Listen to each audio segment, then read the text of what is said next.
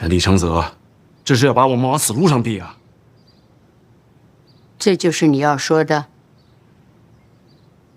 家中定有人暗投李承泽，不然悬赏令是发不下去的。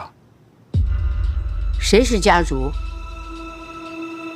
我族中生变，家主难辞其咎，我该受罚。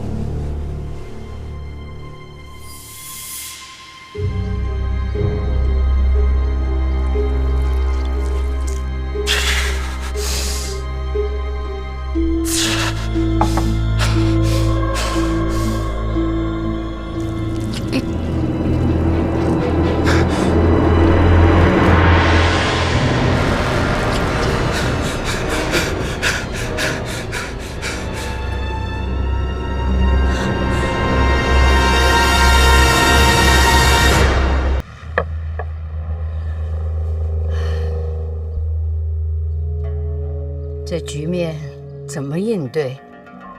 我会彻查，定把叛族之人抓出来。范闲才是关键。到这一步，没得选了，也只能跟李承泽和李云瑞站在一块儿了。三大房绝对不能交出去。不能交给谁？不能交给范闲，也不能交给李云瑞和李承泽，要让他们鹬蚌相争。我们宁家才能够在夹缝中求存。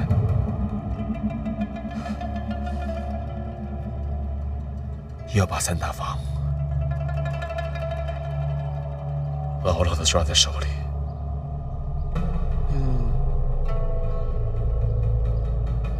停了。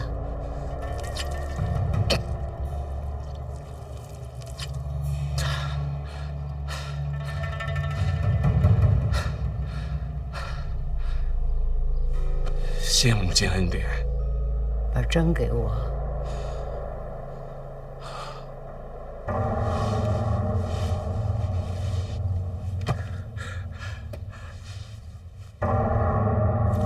这。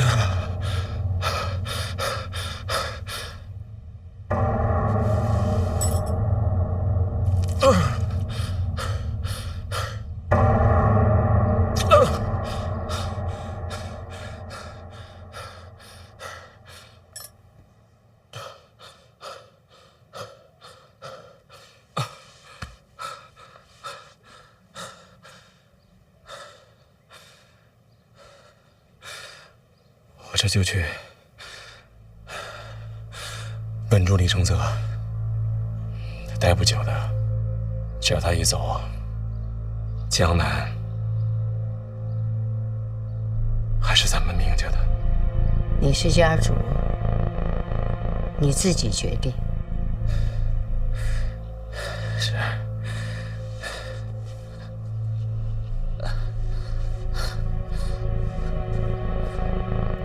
母亲午睡，孩儿就不打搅您了。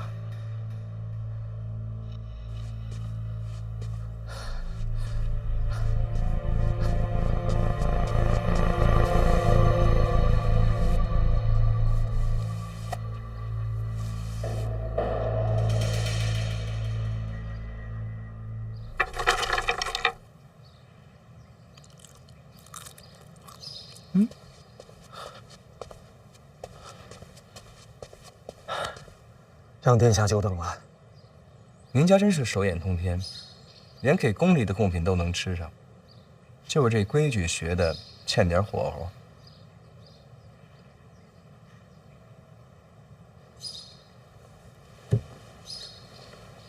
商量出结果了。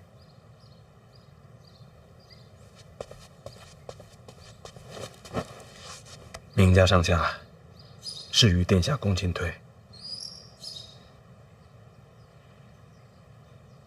没人了。家母的确已经午睡了，起来吧。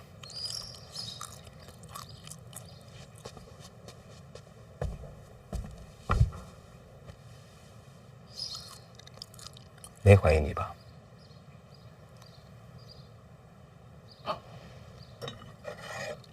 暂时还没有。不过，他让我彻查家族，看是谁暗中投效的殿下。这个事得好好想想，看把谁拿出来定罪合适。明家我不熟，你自己找点旁支输出定罪。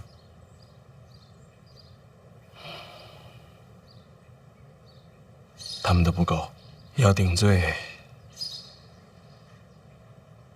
还得是我那几个亲兄弟。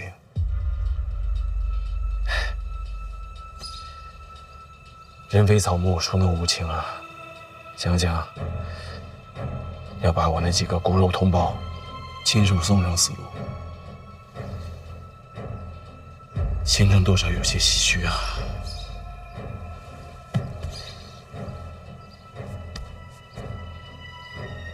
移山带云是好事，我没事也善恶一回两回的，但有时候给他们个好结果，让他们看起来感恩戴德就够了。是，可你不能往深里想，人有人的命。你慢慢唏嘘吧，我先回京都。殿下这就要走？事儿谈完了，不走干嘛？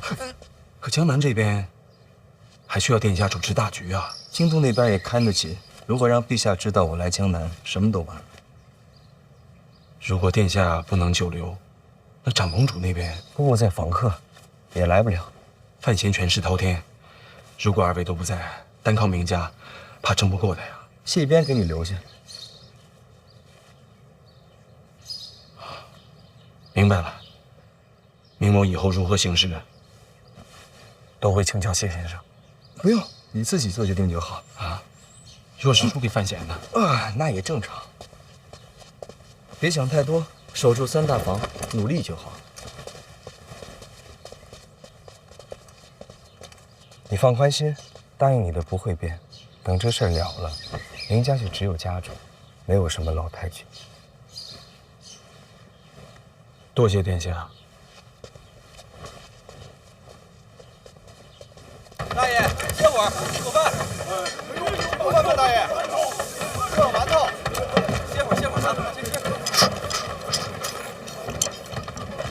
慢点，都有啊。哎，慢点喝，慢点。要是没喝够的话，咱们再来一碗。还能上一碗？可以。哎呦，谢谢大爷。再来一碗，再来一碗。大爷慢点吃，这边还有。那你要问什么？问吧。您是从京都来的小范大人吗？没错，我就是范闲。谢天谢地，小范大人，你等等啊！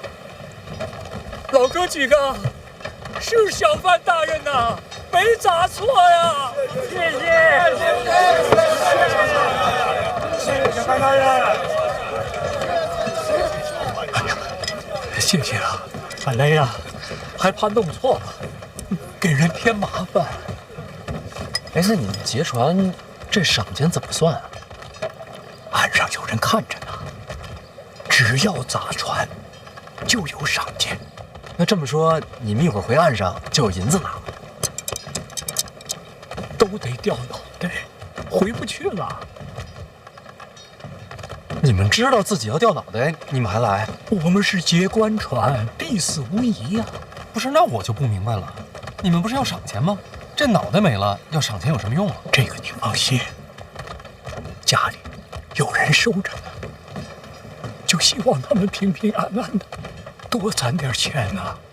这要是回江北，不就有指望，有盼望了？那你们呢？你们不回去了？想回去，能回得去吗？还是让孩子换条生路吧，这样总比在路上拖累他们强吧？呀，你们这都活不下去了，为什么不鸣冤呢？啥？其实你们不用在这儿劫船啊，你们只要拦路鸣冤啊，这小范大人是不会不管的。哎呀，大人那是天灾，我们这儿也没什么冤呢。老人家，明家都跟你们逼成这样了，你们就一点都不觉得冤吗？哎呦，大人，可不能这么说，那是救命啊！没有明家，二婶早就饿死了。那不说明家，你们都活不下去了，为何不去找官府啊？也不怪人家，我们又不是江南的，说什么也得护着自家人。仔细想想也没错，是吧？让您这么一说呀，我都觉得这谁都没错了。这是天灾，有什么错呀？啊，小范大人，没错吧？没错。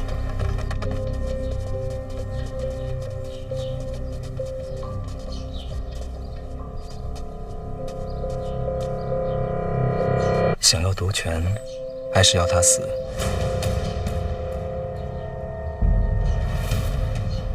贾母掌管明家数十载，祖宗威信极重。明白。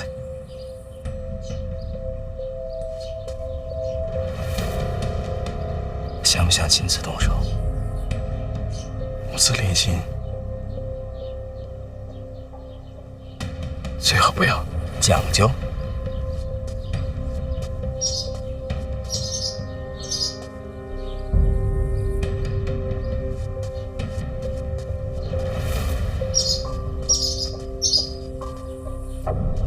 母宴未食，舐犊之情。你说，这人与禽兽，谁更重情？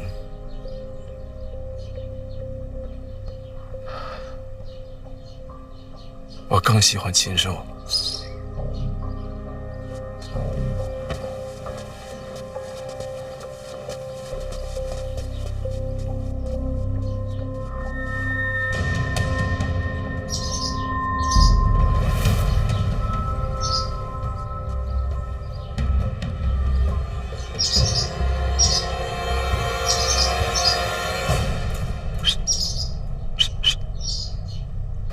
你看，我光顾着说话了，得干活了。那边看着呢，我得砸你一下，啊！行，就砸我。砸了，咱们往这儿走两步，看得清楚。这儿能看见就好。那我就砸了。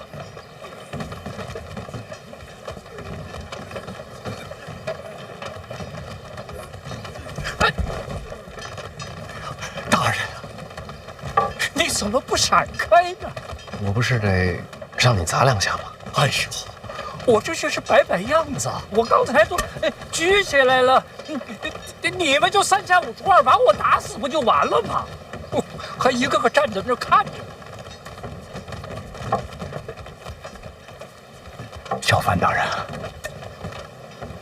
江南水匪多呀，你那几个护卫啊不怎么样，你得挑几个好的，好好保护你啊。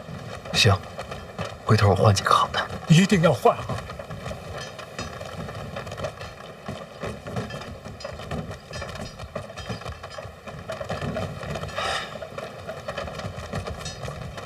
那我就再砸一次，记住，让他们拿刀来真格的啊！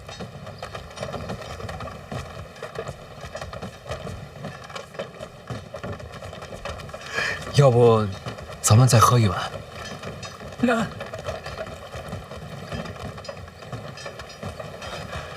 那也行啊，再来一碗。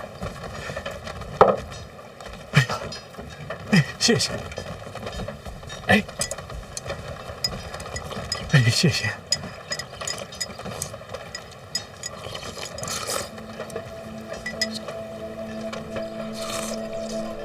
要是江南没有名家，会怎么样？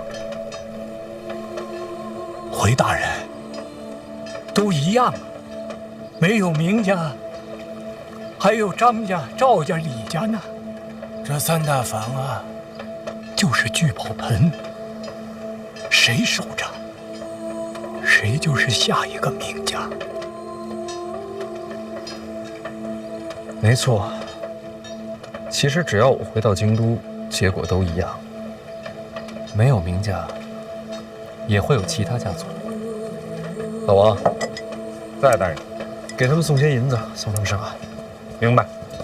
那边收礼的别停啊，给什么都接着。是。大人，也要送我们回去。回家吧，会好的。不行呀，大人，我们已经砸船了，你不让动刀，还送我们回去，那你的官位和脸面怎么办？往哪儿搁呀？做官的脸面是你们。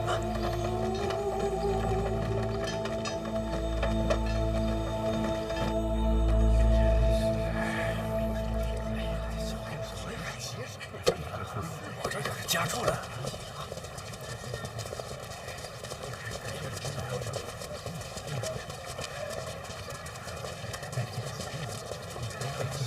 罗教，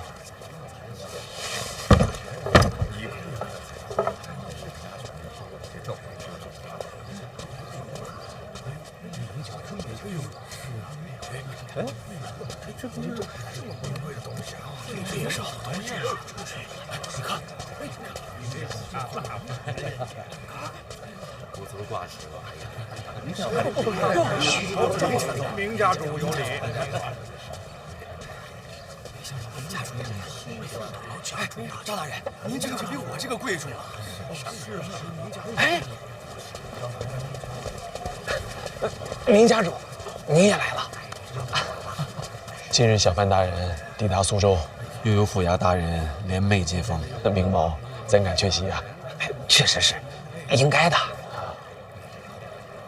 啊，苏州大小官员差不多都到齐了。迎接嘛，小范大人一路守礼，今日终于到了，咱们苏州也不能落于人后，你说是不是？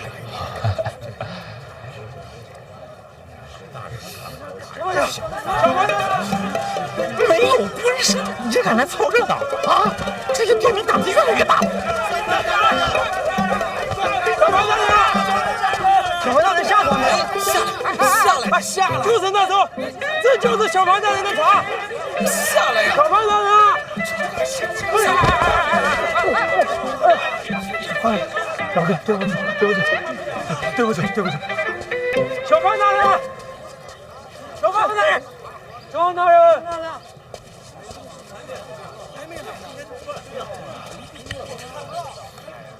你是来接小范大人的？是啊，我跟你说，听说小范大人要来，一晚上没睡着觉。你说这事闹的？你认识范闲啊？不认识，崇拜他，诗好，人也好。你呢？也是啊。你不认识这位？我该认识吗？你不是苏州城的吧？不是。在下姓许，富春县任书史。说一个小吏也敢来凑热闹，身为吏啊，当注重仪表，你如此这般，成何体统？他们也都是富春县的吗？那不是，江南各县吏员都有。你们也配凑热闹？我们是有正事儿。是何等正事啊？小范大人来了！搞什么呀？下去！小范大人吗？是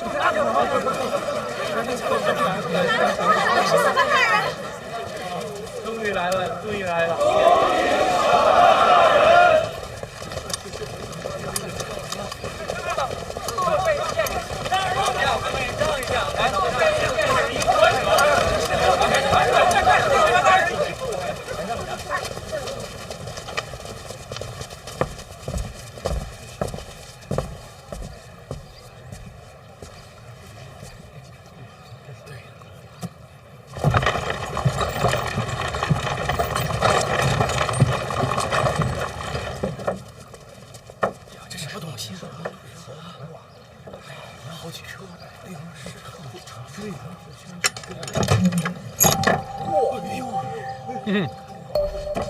这一箱都是珠宝。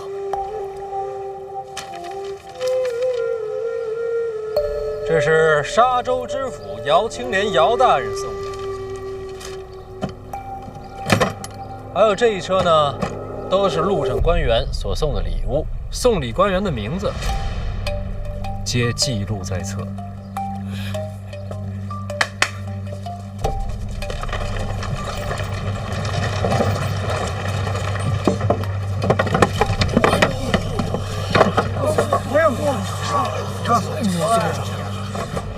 这一车是我从京都带来的，138880两整。这些钱呢，既是路费，也是明智。老子有钱，所以有底气。至于这官员送的礼，都是罪证。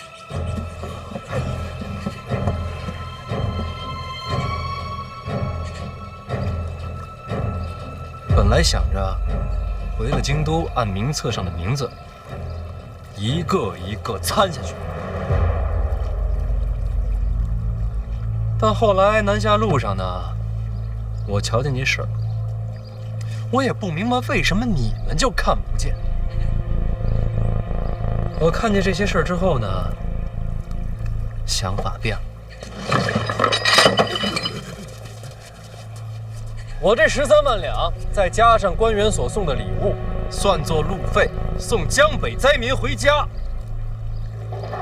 各位，江南我是刚来，不熟，这差事我自个儿可办不了，但交给诸位啊，我也不放心。你们也别问我为什么不放心你们，就好像我也不会问你们怎么有精力来接船，却看不见灾民死活。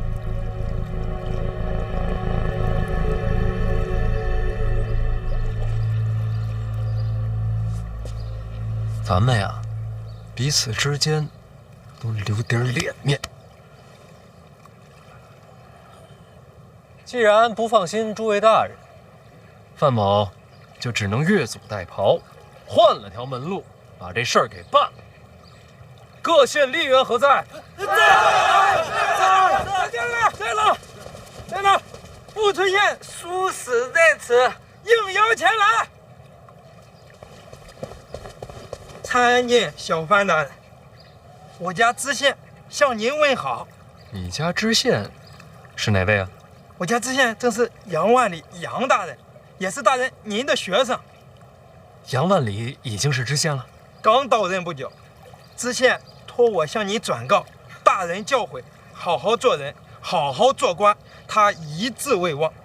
如今江北灾民能有一线生机，全依托老师之恩。别谢我，这礼物啊都是那些大人送的，咱们得谢谢那些大人。多谢那些大人。我相信在场的诸位呢也不会吝啬，咱们也得谢谢这些大人啊。谢谢这些大人。礼物都是官员送的，各位，咱们可得避嫌呐。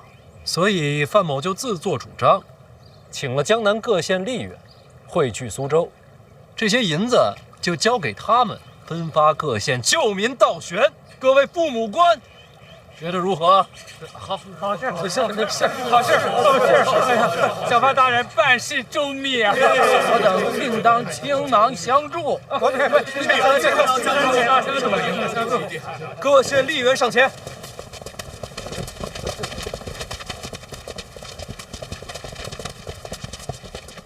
各位，吏者非官，你们多多少少离百姓更近一些。这分发银子的差事，就交到你们手上，绝不辜负小范大人所托。绝不辜负小范大人所托。这难听的话我也说在前面，各位，要是有爱财的、手不干净，都给我忍一忍。也不妨问问自己，能不能躲过监察院的盘查？贵姓？不敢，小的姓徐。啊，我叫人准备了账册，但你们才是当地吏员，以各县实际情况办事。大人放心，一定完成。各位大人要是想共襄盛举，我这边来者不拒啊。哎，但是别交给我，交给他们。言尽于此，接风宴就不必了。各位自便吧，也请自爱。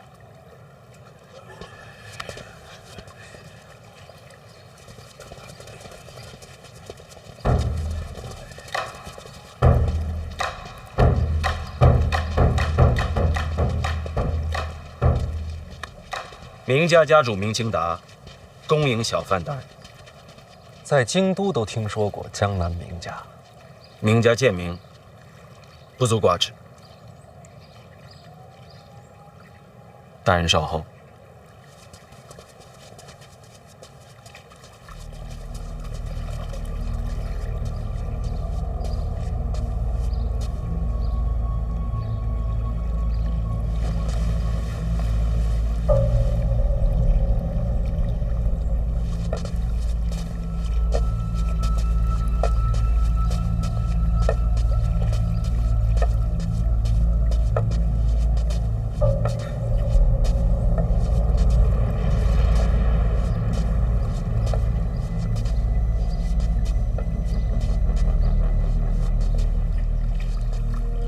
大人，这位是江母。二位也是来接风的？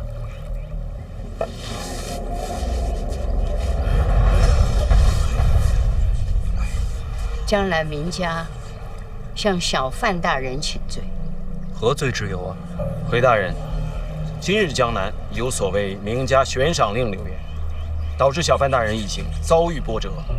家母和明某只有在第一时间前来请罪，才能稍稍消减，心中愧疚。流言，悬赏令一事实属构陷。明家也是在事发之后，方得知此事。刺杀朝廷命官，犯了大清律法。若是构陷，没凶犯可就不能结案。明家一定为小范大人追查凶犯。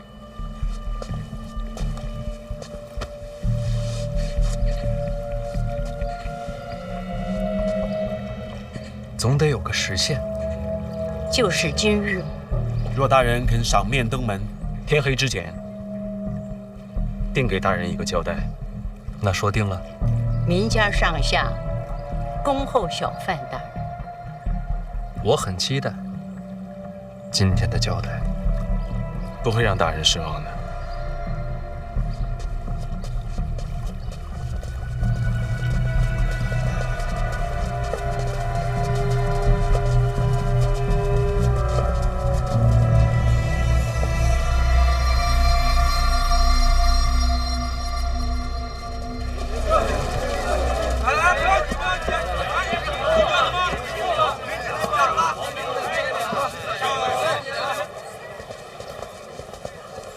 老师声威显赫，看来明家要服软投效了。万事不可随口断言，走着瞧吧。哎，什么好东西？哎，啊，街上买东西是要给钱的。啊，拿着自个儿玩去。哎，真好。万里也能帮上老师了，不是帮我，是帮灾民。是，老师说的对，我就是有些感慨。万里如今已经走到我前面了。你也可以救人，重要的不是身份，而是如何做人。谨受老师教诲，学生绝不敢忘。就是学生还有点疑问。你说，老师不信官员，所以安排那些小吏理账册分银钱。可是那些吏员也未必是什么良善之辈，万一他们铤而走险，从暗中谋利，这些从吏者呢，多半是想跨越鸿沟，投身官场。我让他们救助灾民，这不仅是给他们的差事，也是给他们机会。啊，所以他们得好好办差才行。学生受教了。哎，可送礼那些官员岂不是占了便宜？本来是要抓的，现在倒立了功。现在不参，不代表将来不参，名字都记着呢。秋后算账。老师，我学到了。哎，老王人呢？啊，去前面酒楼点菜了。他说大人耍帅，没吃上接风宴，想必一定是饿了。我看是他馋了。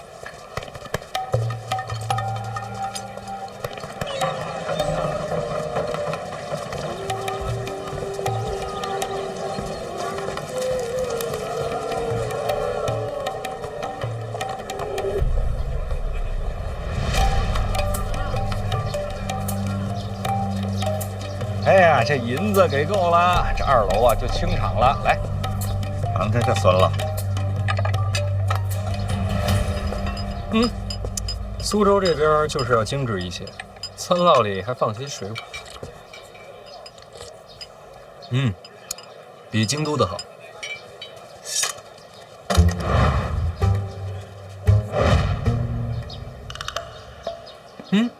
今儿来找我的高手还真不少。是吗？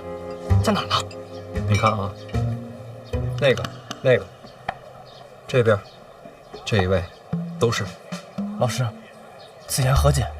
那边那2位是用剑的，这个呢，扁担里怕是藏了杆大枪。这一位看着没带兵器，走的是拳法的路数，起码都得有8品。这么多高手啊，还真没见过。哎呀，殿下可以呀，还真是临危不惧，颇有胆气呀。老师何等人物，肯定都在意料之内，是吧，老师？这世上哪有那么多料事如神啊？这一位，我就没想到。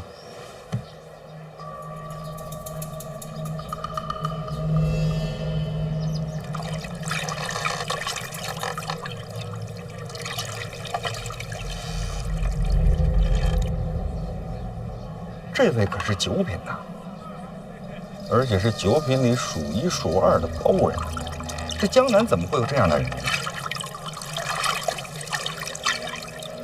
他这不是在钓鱼，这是剑术，是剑的剑。这天底下也没几位，那这位是？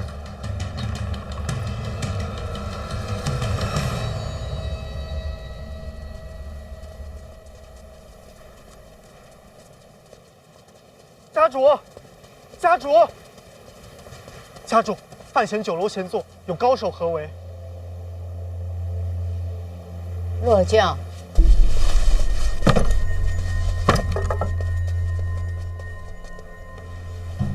母亲，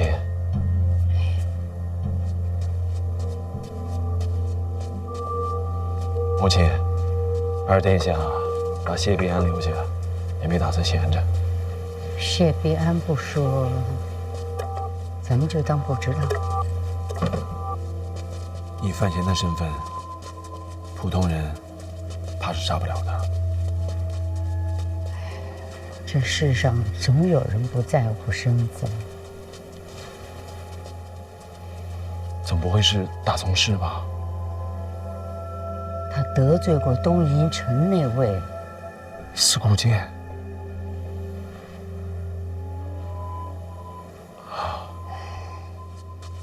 如果真的是杀了，今天就白准备了。不过仔细想想，如果司空剑出了东瀛城，那还不天下轰动吗？八成啊，是他的弟子，不知道是哪位。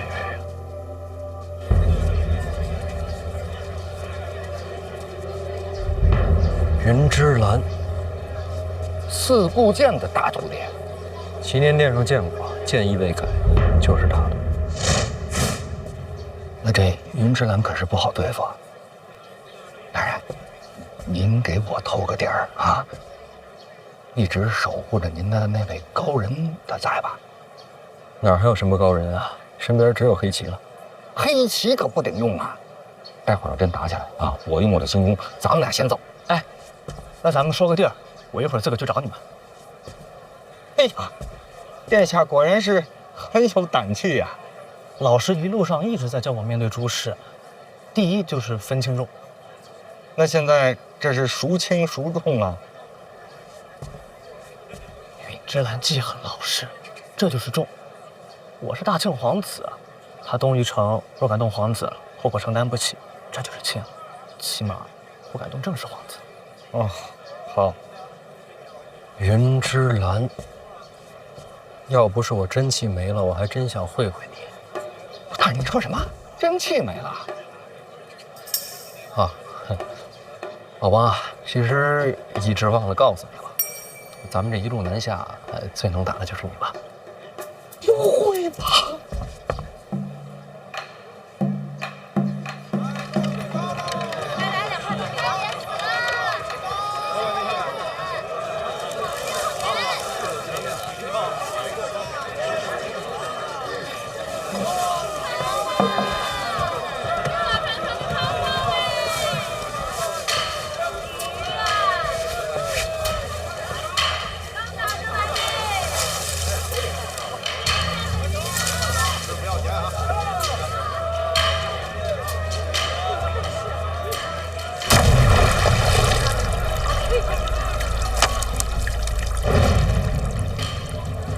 鱼没上钩，收什么竿啊？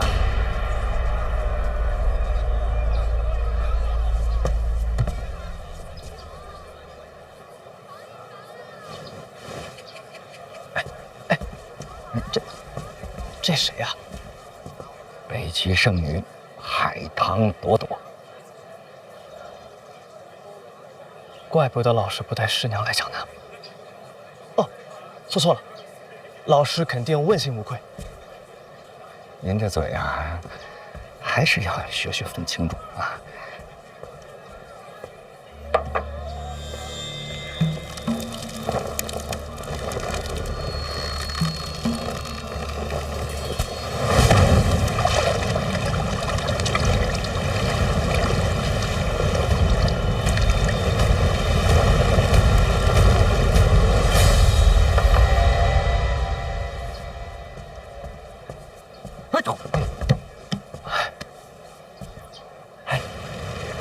这位姑娘是北齐圣女海棠朵朵。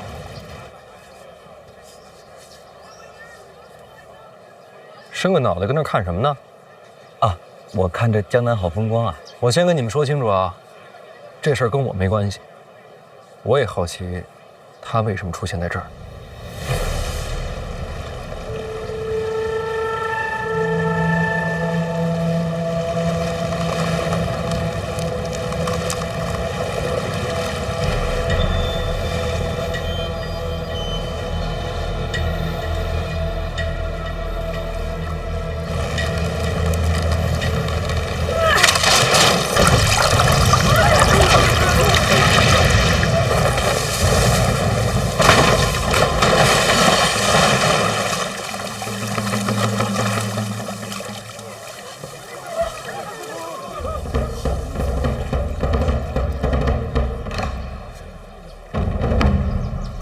要不我陪你鱼竿？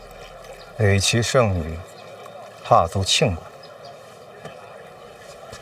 郊游不行吗？今日之事与你无关，让路。早就想领教一下四部剑门下绝学，要不今天？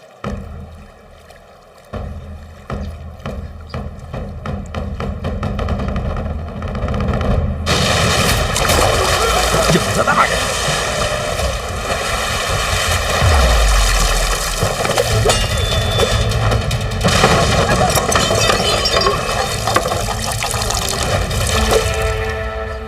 哎呀，飞那么高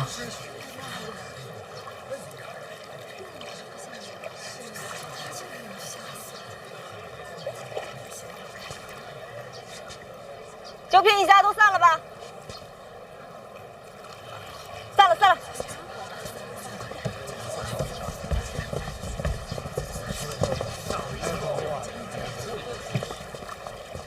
定不能上去啊！哎呀，让开让开，上面人我都认识。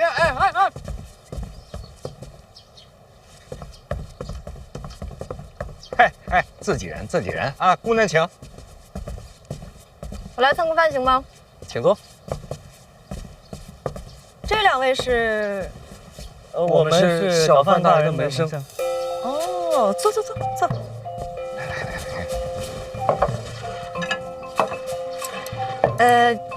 干净的可以用。这菜看着挺精致，味儿也还行，量小了点儿。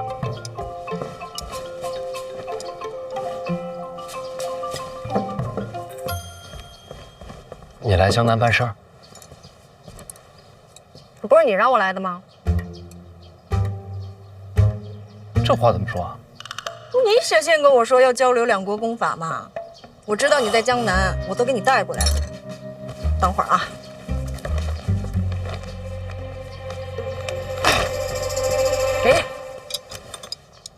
迁移道心法，这不是北齐苦河的不传之秘吗？我确实给你写过信，想要交流功法，但我没想到你能亲自送到江南来。这样，回头我也送你一本。送我什么呀？我的霸道真气啊！干嘛？那不说好的交流吗？有来有回。行。哎，这真是多谢你了啊！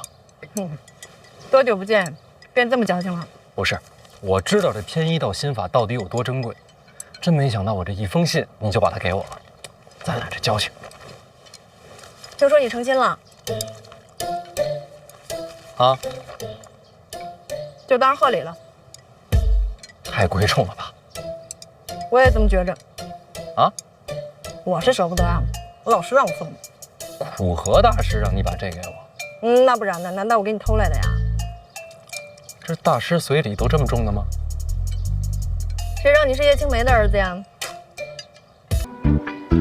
我老师说了，这心法呢本来就是你娘的，现在算是物归原主。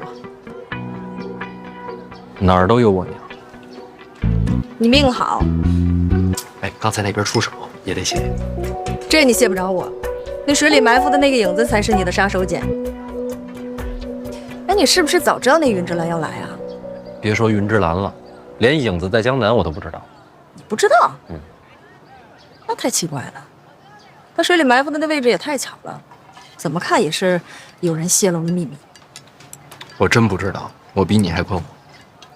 算了，不关我事儿。吃啊！哎，你成亲之后过得怎么样？挺好的。那我就放心了。啊，司理让我问的。哦，他过得怎么样？别问。司理对他来说，不再问候才是最大的安慰。你还是研究一下，这是鸭肉还是鹅肉？你不认识啊？说这个啊，这不是鸡吗？盐水鸡是吧？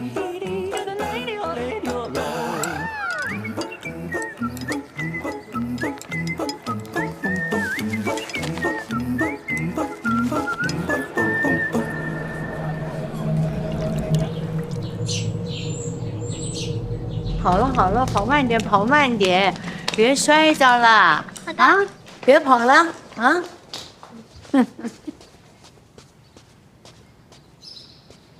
母亲，小范大人到了。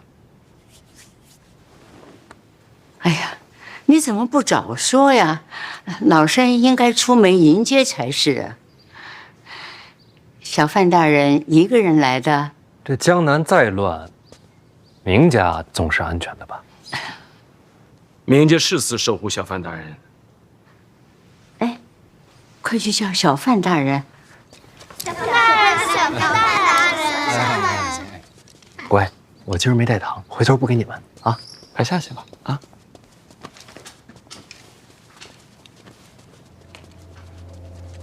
母亲，您这儿还没完事儿呢。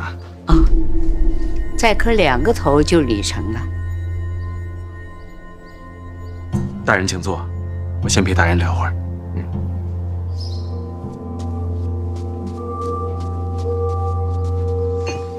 这是哪一出啊？啊，过继之力。过继？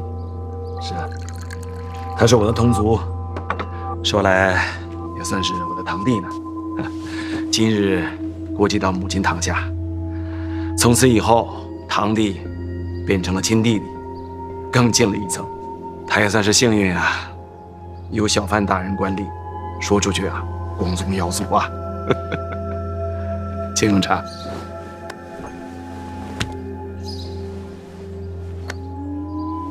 行了行了，你成了，别磕了。来，起来吧，来，拿着。哎呀，从今往后，你我就是亲兄弟了。我这个当大哥的，好歹要尽一份心意吧。我呀，年纪大了，没你想的周全。啊，些许小事，若劳烦母亲挂心，我这个家主不白当了吗？你看，母亲都发话了，哎，快拿着吧，孩子们也有。来，孩子们也有啊，快来。去吧。从此以后啊，我就是你们的大伯啊！以后我做主，我说了算，听见没有？来，每个人都有。谢谢大伯。啊！谢谢大伯。拿出去买糖吧，啊！去吧。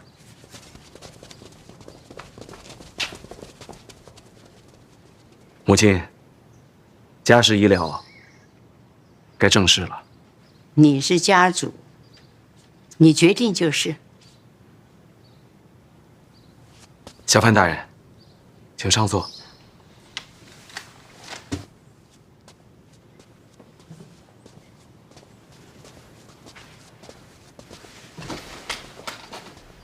哎，这既然礼都成了，还跪着干什么啊？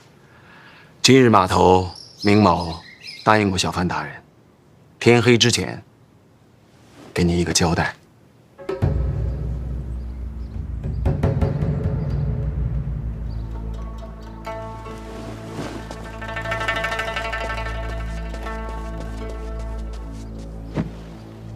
大人，此人正是那个利欲熏心、私发悬赏令的凶犯。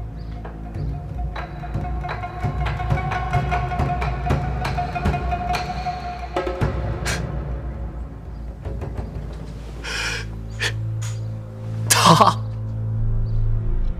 凶犯？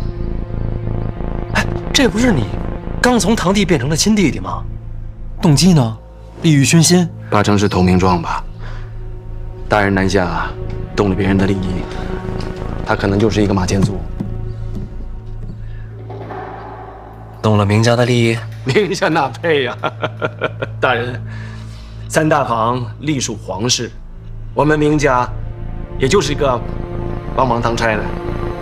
所谓的公房器械、人员主事，都是由转运司监管。即便是那些商贾买卖，真正的银钱，也都是要上交长公主殿下的。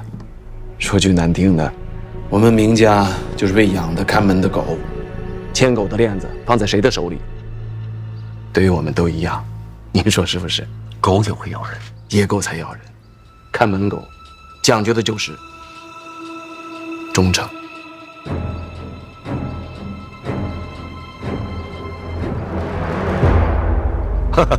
这样吧，大人，明某今日替明家表个态。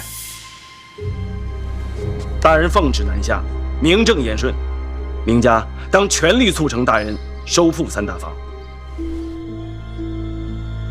家主的话，就是明家的话。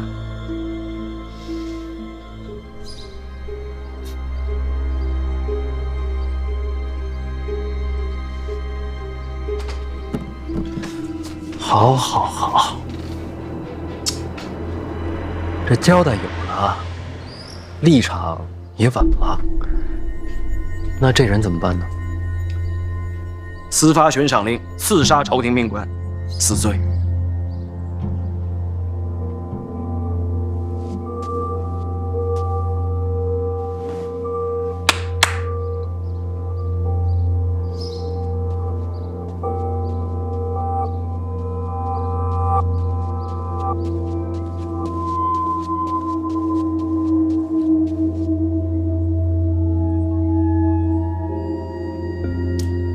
小范大人，明家绝不徇私，就请大人对凶犯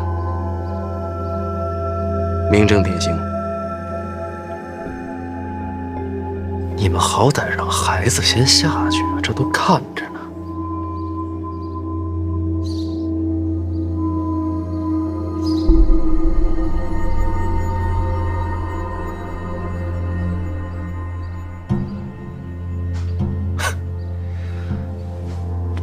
既然是凶犯，又何必要过继呢？他虽死罪，孩子毕竟无辜，过继我门下。他走了之后，这些孩子我都会当亲孙子孙女儿养着，他就不会死不瞑目。母亲宽厚仁慈，我若是他，定会瞑目的。小范大人，请吧。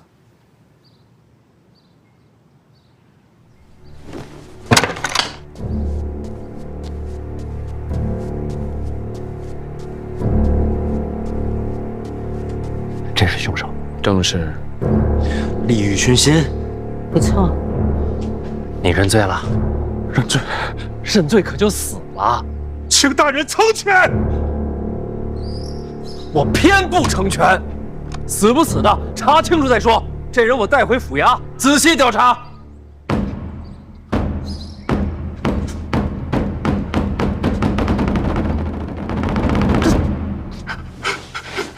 哥，能不能让孩子先下去？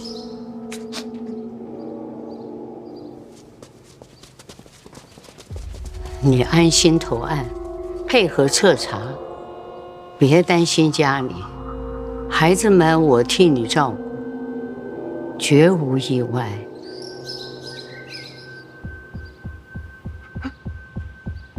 来几个人。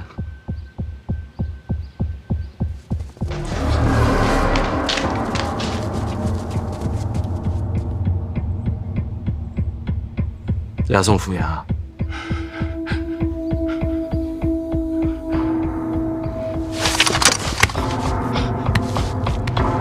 小范大人来！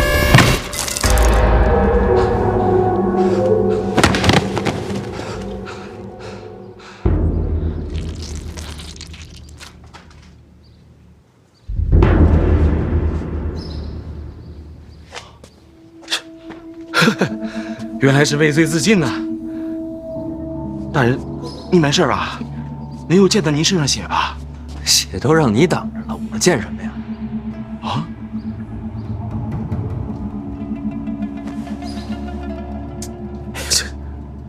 这要是洗不干净的话，就得扔了，换身新的。哎呀，太浪费了！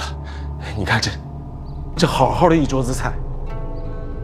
哦，大人，那这尸首你还要抬回去吗？这都畏罪自尽了，我要个尸体身上。如果这样的话，那就把我这个亲弟弟的尸体抬出去安葬，明某去就回。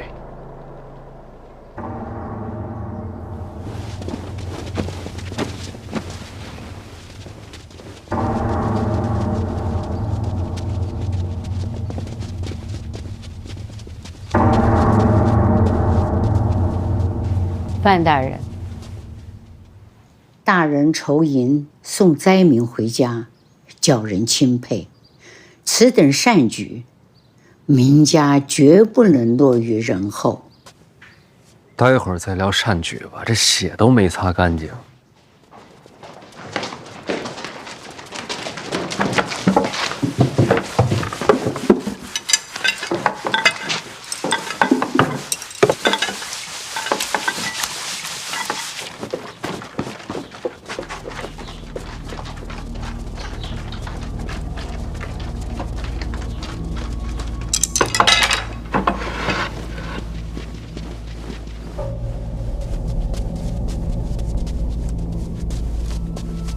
诸位乡亲，该说的也都说了。明家行善，刻不容缓。大家都干了吧，干了吧！家主，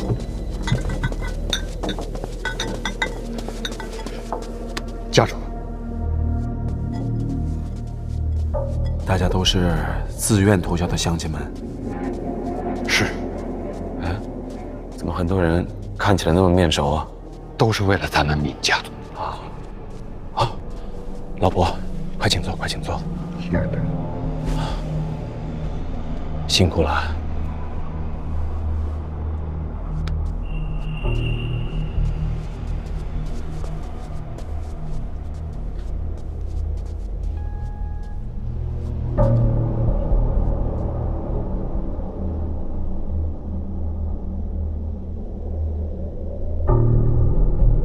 明兴达替明家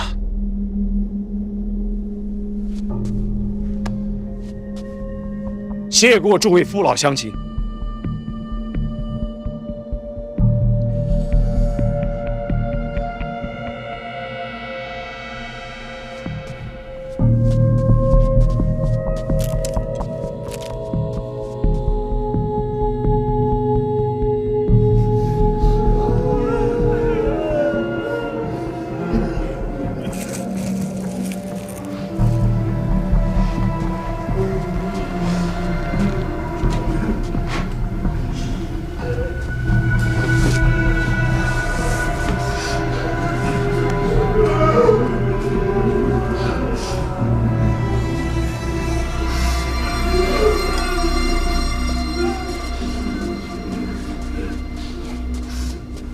人无信不立。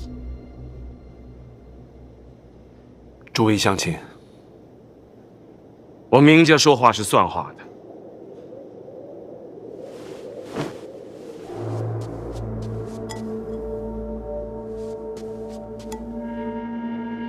这碗酒之后，你们的家人就是明家的家人。别的不敢说，只要明家还在，管保他们衣食无忧。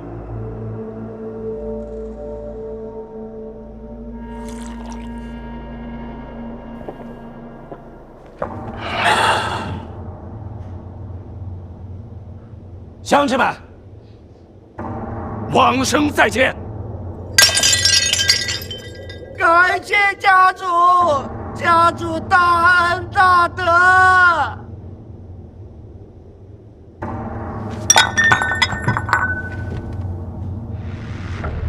你要说的话很多，但吉时已到。诸位，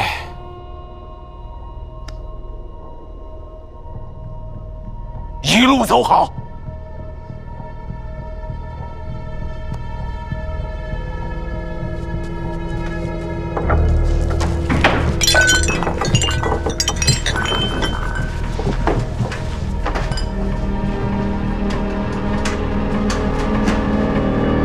小范大人觉着干净了吧？事儿办得驾轻就熟，家里没少死人吧？大家族，生的多，死的也多，习惯了。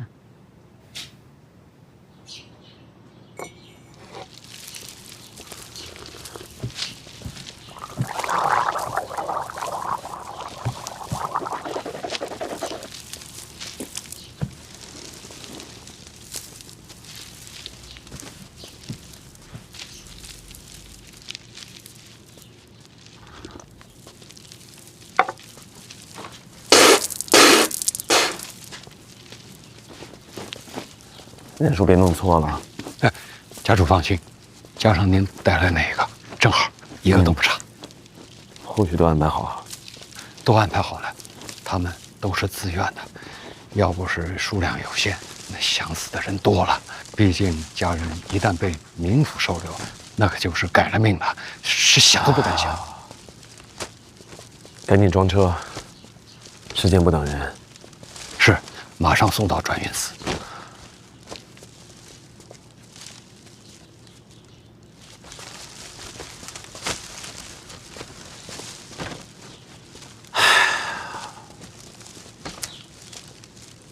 作孽呀！